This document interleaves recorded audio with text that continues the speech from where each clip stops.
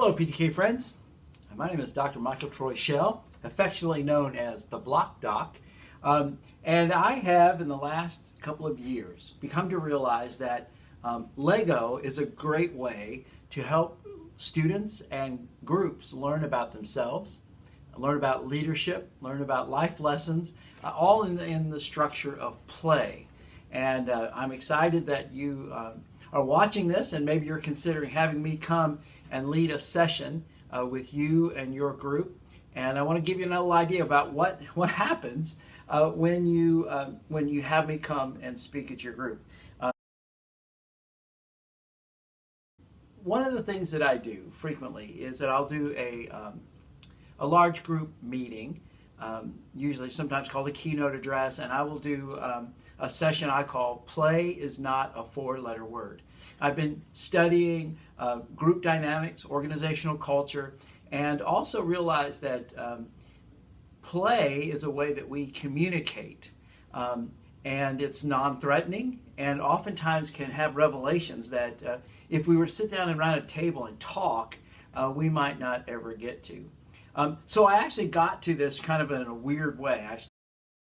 I teach philosophy and ethics, and I follow this guy on social media, and he posts these quotes with a little Lego build from different great philosophers. And I thought, you know, he never quotes Thoreau. I love Thoreau. So I thought, well, maybe I can make Henry David Thoreau and put a quote up that I like. And then I said, hey, I wonder if I could make myself as a minifig. And so here I am. And then I thought, well, maybe I can make all the great philosophers and put them sort of in a lecture hall. And when I did that, and I looked at it, it smacked me upside the head that these are a lot of dead white guys. And that my experience of being trained as a philosopher was really absent. Great thinkers of color, people from third world, and many great women philosophers were not part of my curriculum. I even have a degree in women's studies, but it wasn't until I was playing around with Lego that sort of spoke to me, and I began to realize that, wow, this can really teach. The great philosopher Aristotle points out that there are basically sort of three kinds of play. There's childish play. The kids just pick up a stick or dig in the sand, and kids just have fun and they just play. Then there's the kind of play we do when we're trying to teach. So we learn by mimicking and repetition. We even have war games, we call them. Or if you're in a business school, you will do case studies. If you're in medicine, right, you'll have a mannequin and you practice. What is this? This is just formal play in which we learn a skill. But then Aristotle said there's another kind of play, and that is which we communicate and symbolically represent the world. And that's the kind of play that I got really interested in. And so I hope you'll consider having me come. Again, what I'll usually do is have a formal talk, but we'll do some interaction with some bricks in an activity, even in that space. And then what I like to do a lot is to go into some breakout sessions.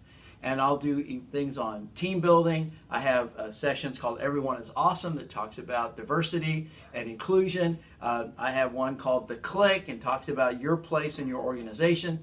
I do things that another brick in the wall. I have a whole series of, oh, don't forget, What the Duck, and then also the 6-Brick Challenge. So these are small group breakout sessions that will focus on leadership development, assessing your own kind of skill set and challenges.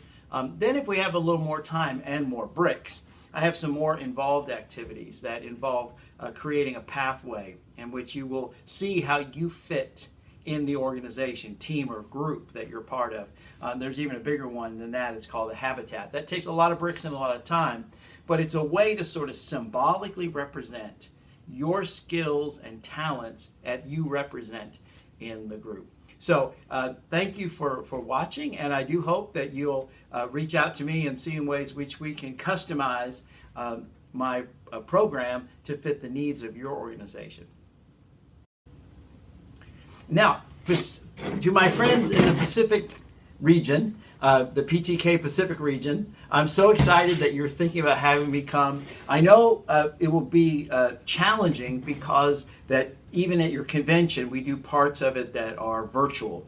And I'm excited about the possibility of doing some things together. I think we could do something in a hybrid model where I would really encourage the individual chapters, if they can't come to the convention itself, that they might meet in their chapters at their college campuses, so that there would be a group, even if it's a small group, together at their college campus, so that they can do an activity as a group, and then we can debrief it live in the general session, but we can also interact virtually with the small groups that are meeting.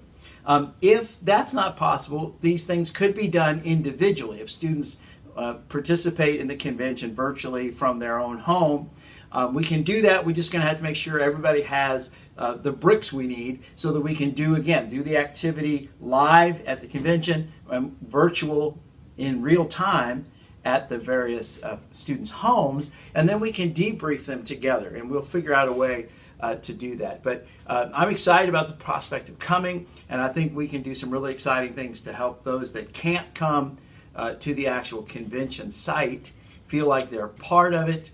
And then we'll have to do some things that will be just particular to those that are live in person, where we can really get our hands on a mess of bricks and learn a lot about ourselves and about leadership. I'm excited this year for the PTK theme that we've been working with, the art and science of play, and it fits into this just perfectly.